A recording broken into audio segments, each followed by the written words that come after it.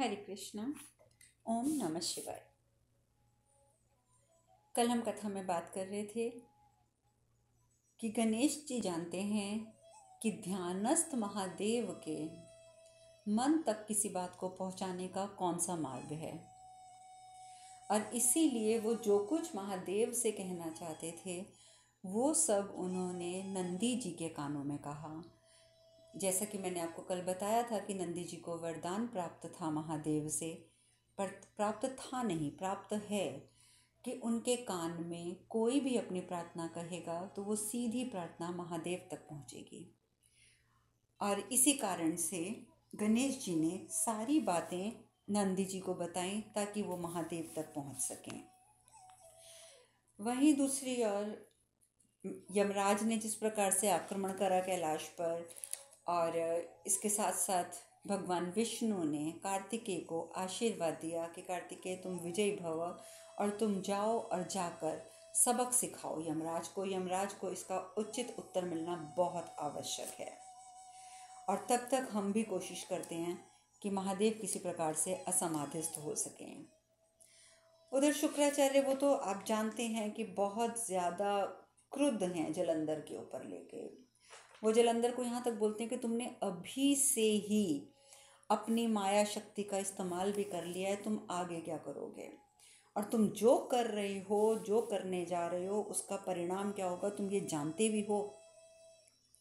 तुमने कभी सोचा है कि तुम जो कर रहे हो उसका परिणाम किस किस को कब कब भुगतना पड़ेगा? खुद सोचा है तुमने? जलंधर कहता है कि मैं क्या करूं आचार्य, यदि मैं ऐसा ना करता तो उसका परिणाम क्या होता, ये क्या आपको ज्ञात नहीं है?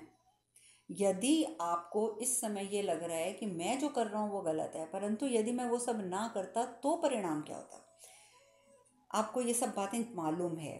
ये आवश्यक था आचार्य, आवश्यक था। खासकर पार्वती का हरण करना तो बहुत आवश्यक था, क्योंकि एक वही हैं जिनकी अनुपस्थिति महादेव को विक्षिप्त कर सकती है। भक्ति जो है ना, वो महादेव को विक्षिप्त नहीं कर सकती। भक्ति जो है वो महादेव को अपने काबू में नहीं ला सकती। परंतु जितना मैंने महादेव को समझा है, खासकर सती की कथा के बाद, तो मुझे यही समझ आया कि स्वयं आदि शक्ति ही वो हैं जिनकी अनुपस्थिति से महादेव विक्षिप्त हो जाते हैं। शुक्राचार्य कहते हैं, हाँ जलंधर, हाँ तुम जानते हो कि वो आदि शक्ति हैं, तुम जानते हो यदि वो आदि शक्ति हैं, परंतु बस इतना फर्क है कि अभी उन्हें ज्ञात नहीं है कि वो आदि शक्ति हैं। परंतु यदि उन्हें ज्ञात हो गया ना, यदि माता पार्वती को ज्ञात हो गया कि वो आदि शक्ति हैं, तो तुम जानते हो परिणाम क्या होगा? जानते भी हो। अभी महादेव जो हैं समाधिस्थ हैं, परंतु जैसे ही वो समाधि से उठेंगे और उन्हें ये ज्ञात होगा कि जलंधर ने क्या क्या किया है, तो जानते हो परिणाम क्या होगा? मैं तुम्हें क्या क्या बताऊं, जलंधर किस किस चीज़ के बारे में तुम्हें मैं सचेत करूं? मैं सिर्फ इतना जानता हूं कि माता पार्वती को आदिशक्ति का ज्ञान होते ही और महादेव के असमाधिस्थ होते ही जो परिणाम तुम्हारे सामने आएंगे, तुमने कभी उनकी कल्पना भी नहीं करी होगी। ये बातें सुनकर भी जलंधर चिंतित होने की बजाय, क्योंकि अभी वो शक्ति के नशे में चूर है, कहता है आचार्य आचार्य आचार्य, सती की मृत्यु के पश्चात महादेव संसार छोड़कर चले गए थे एकांतवास में, और आप चिंता मत कीजिए, अब फिर वही होगा। पहले वो सती के लिए गए थे, अब वो पार्वती के लिए जाएंगे। पार्वती भी तो सती है ना, तो आपको चिंतित होने की आवश्यकता नहीं है। महादेव के समाधि में रहते हुए ही मैं ये कर सकता था जो मैंने किया, और मैंने ये इसीलिए किया सिर्फ कि मेरे रास्ते में अवरोध उठने का जो भी मार्ग है वो प्रशस्त ना हो पाए। मैंने ये सब कुछ इसीलिए किया है। देखो, महादेव पर मुझे आक्रमण तो करना है, पर वो आक्रमण मैं करूँगा उनके समाधि से निकलने के पश्चात। परंतु तब तक, जब तक कि वो समाधि में हैं, तब तक अब त्रिदेव में महादेव के स्थान पर होगा जलंधर, अमर जलंधर, अजेय जलंधर। अभी भी देखिए वो शक्ति के नशे में इतना चूर है कि वो ये नहीं समझ पा रहा कि ये कहाँ से संभव है कि त्रिदेव में वो सम्मिलित हो जाएगा और त्रिदेवों को पता नहीं चलेगा। बहुत बड़ी गलती पे था। शुक्राचार्य जी ये जानते हैं, समझा भी रहे हैं, परंतु जलंधर के ऊपर किसी बात का कोई असर नहीं। शुक्राचार्य कहते हैं जलंधर नहीं समझ पा रहा है, तुम नहीं समझ पा रहे हो कि तुमने कितनी बड़ी भूल की है। अपने जिंदगी की सबसे बड़ी भूल कर चुके हो तुम। अब हमें ही कुछ करना होगा। अब हमें स्वयं या तो माता को महादेव के पास ले जाना होगा और उनसे तुम्हारे लिए क्षमा याचना मांगनी होगी। और हम जानते हैं कि हमारी प्रार्थना हमारे आराध्य अवश्य सुनेंगे, अवश्य सुनेंगे। और अब एकमात्र यही उपाय है, एकमात्र यही उपाय। जलंधर कहते हैं नहीं आचार्य, नहीं नहीं, मैं आपको ये नहीं कहने दूंगा, बिल्कुल नहीं करने दूंगा। आप सत पार्वती को लेकर कहीं नहीं जाएंगे। शुक्राचार्य समझाते हैं देखो मैं फिर कह रहा हूँ कि माता पार्वती को छोड़ दो। जलंधर नहीं मानता कि नहीं, पार्वती का हरण मैंने किया है, पार्वती यहीं रहेगी। शुक्राचार्य फिर कहते हैं जलंधर मैं तुम्हें आखिरी चेतावनी दे रहा हूँ, हट जाओ यहाँ से, क्योंकि तुम ये फिर कह रहा हूँ कि जीवन की सबसे बड़ी भूल कर चुके हो। अब हमें ही माता को महादेव तक पहुँचाना होगा। अब ये हमारी ही जिम्मेदारी है, हमारा ही दायित्व बनता है कि हमारे शिष्य ने जो गलती करी है हम उसकी पूर्ति हम स्वयं करें। अब हट जाओ यहाँ से मेरे रास्ते से जलंधर, और ये तुम्हारे गुरु का आदेश है। जलंधर हंस पड़ता है। जलंधर कहते हैं ये गुरु का आदेश नहीं है, ये तो महादेव के एक भक्त का भय है, महादेव के भक्त का भय। ये मेरा गुरु मुझे आदेश नहीं दे रहा है। देखिए आचार्य, आप महादेव को अपनी भक्ति का प्रमाण देना चाहते हैं, इसीलिए आप ऐसा करना चाहते हैं कि देखिए महादेव, मैं आपका कितना महान भक्त हूँ। मेरा शिष्य पार्वती का हरण करके ले गया था, मैं उसे वापस लेके आया हूँ, परंतु मैं ऐसा नहीं होने दूंगा, मैं ऐसा नहीं होने दूंगा। मैं आपको ये प्रमाण महादेव को नहीं देने दूंगा, किंतु आपकी भक्ति को मैं अपने मृत्यु का कारण नहीं बनने दे सकता। अपनी भक्ति को मैं मृत्यु का कारण नहीं बनने दूंगा। आपकी भक्ति को आप जहाँ से आए हैं या तो वहीं लौट जाइए या मेरा कहा मानिए। आपके पास अब कोई और विकल्प नहीं है। अब आप दोनों में से एक चीज़ चुन लीजिए। जलंधर की बात सुनकर शुक्राचार्य के कदम उठ जाते हैं। शुक्राचार्य कहते हैं ठीक है, हम जा रहे हैं। जलंधर कहता है कहाँ जा रहे हैं आप? ये तो बताते जाइए ना कि आखिर आप जा कहाँ रहे हैं, हमें ये भी तो जानना आवश्यक है। शुक्राचार्य कहते हैं अपने गंतव्य की ओर। हम अब अपने गंतव्य की ओर जा रहे हैं, अर्थात हम बस जा रहे हैं। अब तुम खुद समझ जाओ जलंधर, हमारे जाने का अर्थ क्या है। जलंधर कहता है ठीक है, जाइए जाइए, अवश्य जाइए, किंतु स्मरण रहे हमें शीघ्र ही आगे की योजना पर आपसे बात करनी है। आप यहाँ उपस्थित हो जाइएगा। शुक्राचार्य कहते हैं अब शेष क्या बचा है? शेष क्या बचा है जलंधर, त्रिलोकाधिपति जलंधर, मुझे ये भी बता दो कि शेष क्या बचा है। आज से तुम्हारा और हमारा मार्ग पृथक होता है, एकदम पृथक। जलंधर पृथक तो पहले भी था, पृथक तो हमारा मार्ग पहले हो चुका था, परंतु हमने ही स्वीकार करने में विलंब कर दिया, क्योंकि हमें तुमसे अत्यंत प्रेम था और अभी भी है। शायद इसीलिए हम चाहते थे कि हम माता पार्वती को स्वयं महादेव के पास वापस पहुंचा दें, इसीलिए हमसे बहुत विलंब हो गया। हम जानते हैं कि हमारा मार्ग अब एक नहीं है, किंतु आज हम तुम्हें साफ और स्पष्ट शब्दों में कहते हुए जा रहे हैं कि अब हम तुम्हारा मार्ग छोड़ रहे हैं सदा के लिए। मार्ग तो हमारे पृथक थे जैसा कि हमने कहा, परंतु आज हम तुम्हें स्पष्ट शब्दों में कह कर जा रहे हैं कि अब हम तुम्हारा मार्ग छोड़ रहे हैं। अब हमारा और तुम्हारा कोई रिश्ता शेष नहीं बचा। अब जलंधर चिंतित हो जाता है। अब जलंधर कहते हैं नहीं आचार्य, नहीं, आप ऐसा नहीं कर सकते, आप ऐसा नहीं कर सकते। आप याद कीजिए, आपने हमें वचन दिया था, आपने हमें वचन दिया था कि आप हमारा साथ कभी नहीं छोड़ेंगे। स्मरण है ना ये वचन आपको? आपने हमें वचन दिया था। शुक्राचार्य कहते हैं हाँ, हमें वो वचन स्मरण है, हमने वचन दिया था, हमें स्मरण है, परंतु शायद तुम भूल गए हो जलंधर, तुम भूल गए हो कि हमने कहा क्या था।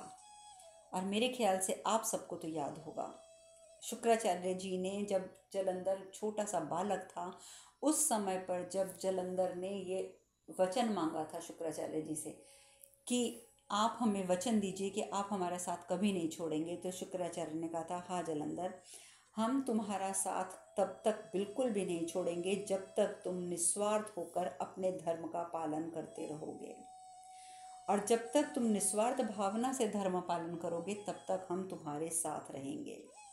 और यही वचन इस समय शुक्राचार्य ने स्मरण करवाया जलंधर को कि मैंने तुम्हें ये वचन दिया था कि तुम निस्वार्थ भाव से धर्म का पालन करोगे, तब तक हम कदापि तुम्हारा साथ नहीं छोड़ेंगे। परंतु जिस दिन तुम अपने धर्म से भटक जाओगे उस दिन हम तुम्हारा साथ छोड़ देंगे।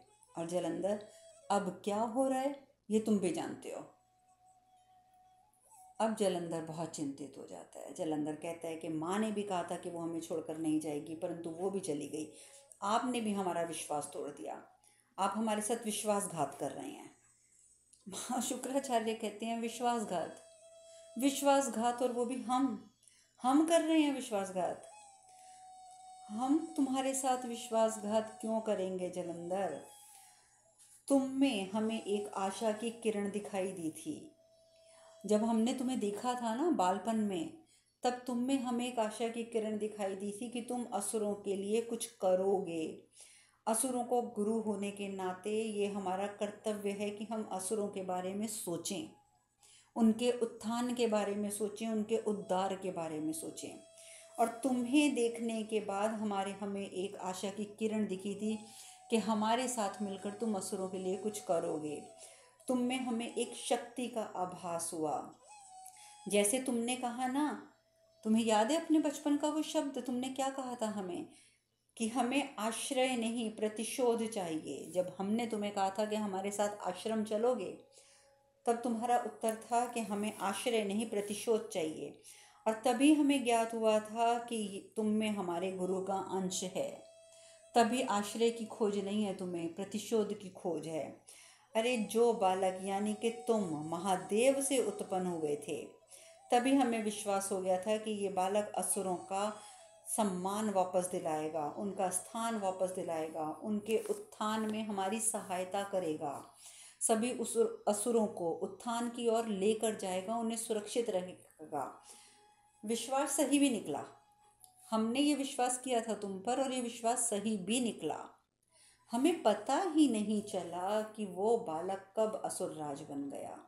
उसकी विजय पर हम गौरवान्वित हुए। जब तुम असुरराज बने ना, तो हमें अपने पर गौरव महसूस हुआ कि हमारा शिष्य आज गौरव जो है वो हमें गौरव प्रदान कर रहा है, वो एक असुरराज बन गया है। हम बहुत प्रसन्न थे जलंधर, बहुत प्रसन्न थे।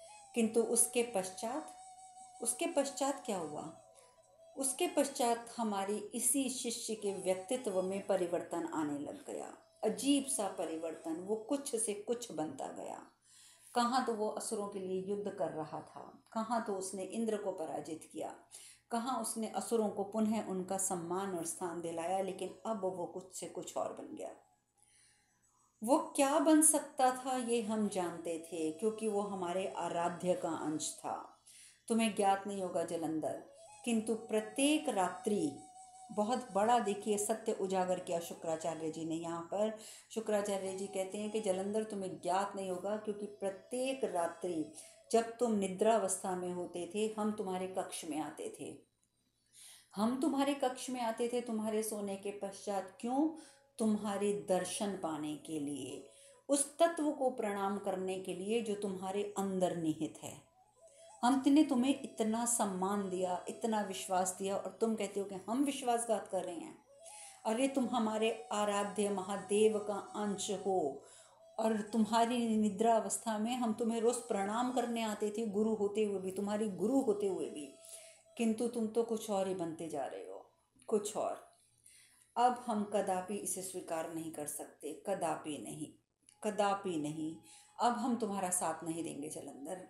बेशक तुम हमारे आराध्य के अंश हो, परंतु तुम बिल्कुल बदल गए हो। जलंधर कहता है, आचार्य नहीं नहीं, आप मुझे छोड़कर नहीं जा सकते। मैं अपने व्यवहार के लिए आपसे क्षमा मांगता हूँ, क्योंकि यदि आप भी चले गए तो नहीं आचार्य, नहीं, मैं नहीं जी पाऊंगा आपके बिना। मैं सत्य कहता हूँ आचार्य, मैं आपके बिना नहीं जी सकता। भूल किससे नहीं होती है आचार्य? और क्या गुरु अपने शिष्य को क्षमा नहीं करेगा? और यदि गुरु ही अपने शिष्य को क्षमा नहीं करेगा तो कौन करेगा? मुझे क्षमा कौन करेगा? मैं आपसे हाथ जोड़कर क्षमा मांगता हूँ आचार्य, मुझे क्षमा कर दीजिए, मुझे क्षमा कर दीजिए। शुक्राचार्य जलंधर के सर पर हाथ रखते हैं, हाथ रखकर उसे आशीर्वाद देते हैं, परंतु कहते हैं जलंधर तुमने जो किया उसे क्षमा करने का अधिकार परंतु हमारे पास नहीं है, और जिसके पास ये अधिकार है उससे तुम क्षमा मांगोगे नहीं, ये हम जानते हैं। और ये कह के शुक्राचार्य जी जलंधर को आशीर्वाद बेशक दे देते हैं परंतु वहाँ से प्रस्थान कर जाते हैं। और जलंधर वहीं पे खड़ा खड़ा रो पड़ता है। जलंधर जैसा शूरवीर भी अपने गुरु से पृथक होकर रो पड़ता है, रो पड़ता है, रो पड़ता है। वहीं दूसरी ओर आपको मैंने बताया था कि कार्तिकेय जी युद्ध के लिए प्रस्थान करते हैं। कार्तिकेय जी का युद्ध कौशल देखकर यमराज तो स्तब्ध रह जाते हैं। यमराज भी देखिए जलंधर की बातों में आकर ये भूल गए कि वो महादेव के पुत्र से युद्ध कर रहे हैं। जब देखा यमराज ने कि ये तो सभी को परास्त करता जा रहा है, बड़े बड़े असुरों को भी, तो यमराज ने मृत्यु देवी को आवाहन किया, मृत्यु देवी का आवाहन किया, परंतु कार्तिकेय जी ने मृत्यु देवी को भी परास्त कर दिया, मृत्यु देवी को परास्त किया युद्ध में। उधर मैंने आपको बताया कि गणेश जी नंदी जी को सब कुछ बता देते हैं, तो नंदी जी को जैसे ही सब पता चलता है नंदी जी उठ खड़े होते हैं और गणेश जी देखते हैं कि नंदी जी खड़े हो गए हैं, लेकिन गणेश जी को लगता है कि नंदी जी अगर स्वयं यहाँ खड़े हो गए हैं तो ना जाने पिताजी तक उनकी बात पहुँची है या नहीं पहुँची है, और वो ज़ोर से चिल्ला पड़ते हैं, उनको अपने पर काबू नहीं हो पाता, वो ज़ोर से चिल्लाते हैं पिताजी। और गणेश की आवाज़ सुनकर, गणेश जी की आवाज़ से महादेव की समाधि जो है वो भंग हो जाती है, उनकी आंखें खुल जाती हैं। महादेव की तो आंखें खुल जाती हैं और उनको एक बार में झटका लगता है कि ये सब क्या हुआ, परंतु वो एक क्षण के लिए दोबारा फिर अपने नेत्र बंद कर लेते हैं। गणेश जी घबरा जाते हैं कि पिताजी ने अपने नेत्र खोले भी और फिर नेत्र बंद भी कर लिए। और वहीं दूसरी ओर कंदरा में समाधिस्थ अवस्था में माता पार्वती को छोड़कर जलंधर वृंदा के पास आता है, क्योंकि वो शुद्ध है, क्योंकि उसके गुरु ने उसे छोड़ दिया, गुरु ने उसका त्याग कर दिया, वो बहुत शुद्ध हो जाता है। इस समय वृंदा के पास जाकर बोलते हैं वृंदा मुझे तुमसे बहुत आवश्यक बात करनी है, मैं तुमसे बात करने आया हूँ। तो वृंदा अपना काम करती रहती है और बोलती है कहिए। जलंधर कहते हैं मेरी ओर देखो वृंदा, मेरी ओर देखो, मैं तुमसे बात करना चाहता हूँ। वृंदा तो बहुत क्रुद्ध है जलंधर से, वो जलंधर की ओर नहीं देखती, वो भगवान विष्णु की ओर खड़े होकर मुख करके खड़े हो जाती है और कहती है आप कहिए, मैं सुन रही हूँ। जलंधर कहता है मैं जानता हूँ वृंदा तुम भी मुझसे रुष्ट हो, तुम भी मुझसे रुष्ट हो, तुम इसलिए रुष्ट हो ना क्योंकि मैंने एक पराई स्त्री आदिशक्ति का हरण कर लिया है। वृंदा कहती है, अब वृंदा के मुख से शब्द निकलते हैं, वृंदा कहती है कि आपने उनका हरण तो किया, परंतु आपने उनका हरण उस समय किया जब उन्हें ये बोध नहीं है कि वो आदिशक्ति हैं। आप इस समय घमंड में आकर कह रहे हैं कि आपने आदिशक्ति का हरण किया, परंतु स्वामी आप भूल रहे हैं, आपने उनका हरण उस समय किया जब उन्हें ज्ञात ही नहीं है कि वो आदिशक्ति, उन्हें बोध ही नहीं है। जलंधर कहता है वृंदा मुझे तुम्हारी आवश्यकता है, मैं इस समय इस बारे में कोई बात करने नहीं आया, मैं सिर्फ तुमसे किसी और विषय पर बात करने आया हूँ, तुम्हें बताने आया हूँ कि तुम मेरे लिए क्या हो। वैसे तो तुम भली भांति सब कुछ जानती हो, परंतु फिर भी मैं तुम्हें कुछ बातें बताना चाहता हूँ। वृंदा कहती है स्वामी भली भांति मैं केवल 3 बातें जानती हूँ, मैं केवल भली भांति 3 बातें जानती हूँ। पहली बात ये कि आप मेरे स्वामी हैं, दूसरी बात ये कि मैंने अपने आराध्य के सामने आपको अपना सर्वस्व स्वीकार किया है, और तीसरी और अंतिम बात ये कि मैं अपने अंतिम श्वास तक पतिव्रता धर्म निभाऊंगी। मैं सिर्फ ये 3 बातें जानती हूँ, मैं और कुछ नहीं जानती। जलंधर कहता है कि देखो वृंदा, पार्वती एक माध्यम है मेरे उद्देश्य की पूर्ति में, मेरी सुरक्षा हेतु इस युद्ध में विजय हेतु मुझे पार्वती का हरण करना ही था, अन्यथा मैं इसमें से कुछ भी नहीं कर सकता था। वृंदा कहती है, युद्ध जीतने हेतु आप जैसा वीर योद्धा अगर ऐसे विकल्प का चुनाव करता है तो ये विकल्प जो आपने चुना ना स्वामी, ये अनअपेक्षित ही नहीं अशोभनीय भी है कि आप जैसा महान योद्धा एक स्त्री का हरण करता है क्योंकि उसे विजय प्राप्त करनी है युद्ध में। नहीं स्वामी, ये बात बहुत अशोभनीय है, बहुत ही अशोभनीय है।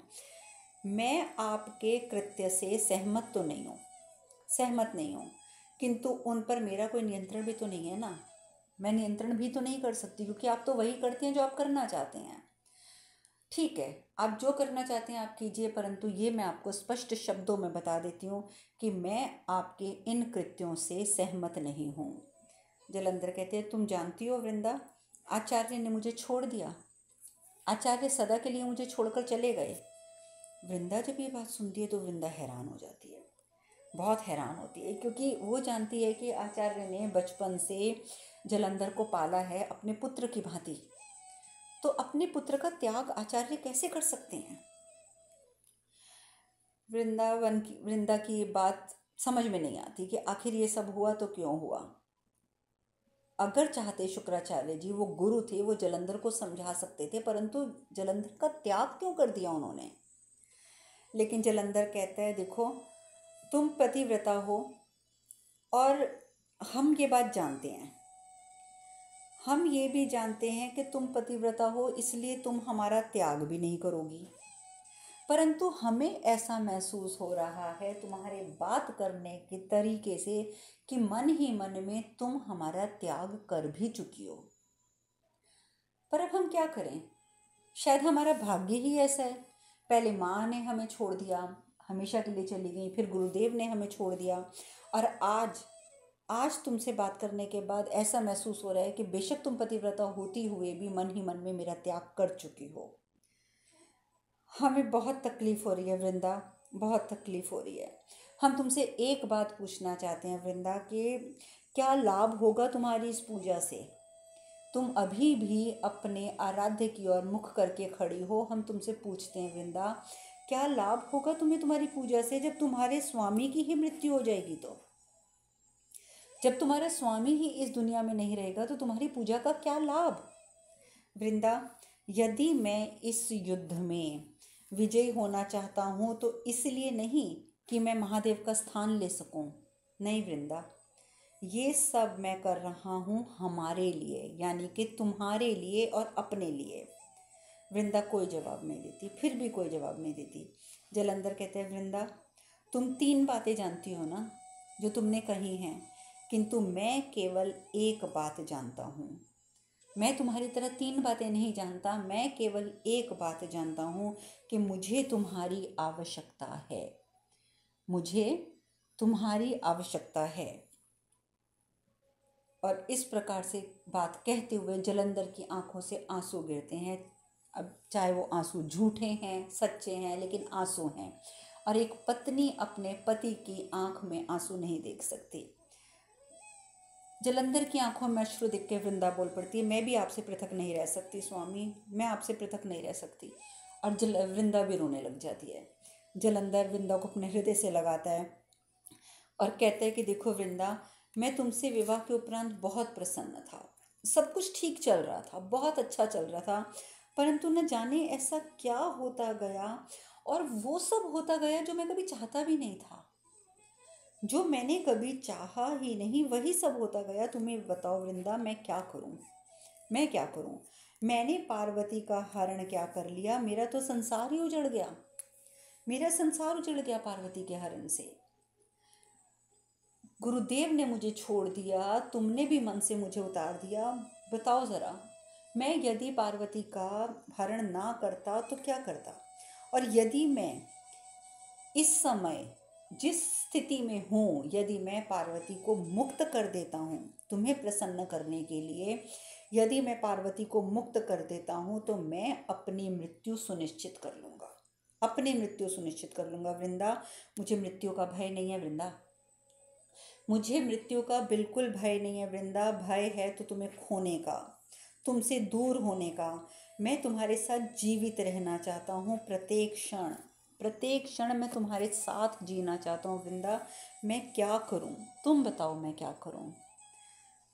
वृंदा इस प्रकार की बातें सुनकर, एक तो स्त्री, दूसरा पतिव्रता पत्नी, ठीक है, वृंदा के ऊपर इन बातों का इतना असर होता है कि वो खुद भी रोने लग जाती है और मन ही मन में वो जलंधर को क्षमा भी कर देती है और कहती है कि आपने जो कुछ भी किया स्वामी, मैं उसे परिवर्तित तो नहीं कर सकती, मैं उसे परिवर्तित नहीं कर सकती, जो भूलें आप कर चुके हो, किंतु यदि आप मेरा साथ दें तो मैं इस पूजा को संपन्न अवश्य कर सकती हूँ। यदि आप मेरे साथ इस पूजा में बैठेंगे तो आप अजय हो जाएंगे स्वामी, आप अजय हो जाएंगे, आप अमर हो जाएंगे, फिर आप निर्भीकता से माता पार्वती को मुक्त कर सकेंगे। अभी इस प्रकार की बातें वृंदा कर रही होती है कि आप माता पार्वती को मुक्त कर दीजिएगा, निर्भीकता के साथ मुक्त कीजिएगा, क्योंकि मैं अपनी पूजा के द्वारा आपको अजय और अमर बनाऊंगी। कि बात करते करते जलंधर बीच में बोल पड़ता है, रुको रुको रुको वृंदा रुको, वृंदा चुप। ये कह के वो नेत्र बंद करता है। तो नेत्र बंद करते जलंधर को क्या दिखाई देता है कि महादेव ने समाधि में से अपने नेत्र खोल लिए हैं, वो समाधि से बाहर आ गए हैं। वो तुरंत बोल पड़ता है, वृंदा महादेव समाधि से उठ चुके हैं, मुझे जाना होगा, मुझे जाना होगा। वृंदा कहती है, नहीं स्वामी आप ऐसे नहीं जा सकते हैं, मैंने आपको कहा ना कि आप थोड़ी देर मेरे साथ पूजा में बैठ जाइए, मैं आपको अजय बना दूंगी, अमर बना दूंगी, फिर आप चले जाइएगा, फिर आपको कोई नुकसान नहीं पहुंचाएगा, फिर आप चले जाइएगा, फिर आप बेशक माता पार्वती को भी लौटा दीजिएगा, कोई आपका कुछ नहीं बिगाड़ पाएगा। जलंधर कहता है, वृंदा तुम समझ नहीं रही हो, तुम समझ नहीं रही हो, मुझे अभी जाना होगा। अब आगे जलंधर और वृंदा की आपस में क्या बात होती है ये हम कल चर्चा करेंगे। आज हम यहीं विश्राम लेते हैं। हरे कृष्ण कृष्ण कृष्ण हरे हरे, हरे राम राम राम हरे हरे। आप सब खुश रहें, सुखी रहें, स्वस्थ रहें। हरे कृष्णा। ओम नमः शिवाय, ओम नमः शिवाय, ओम नमः शिवाय, ओम नमः शिवाय।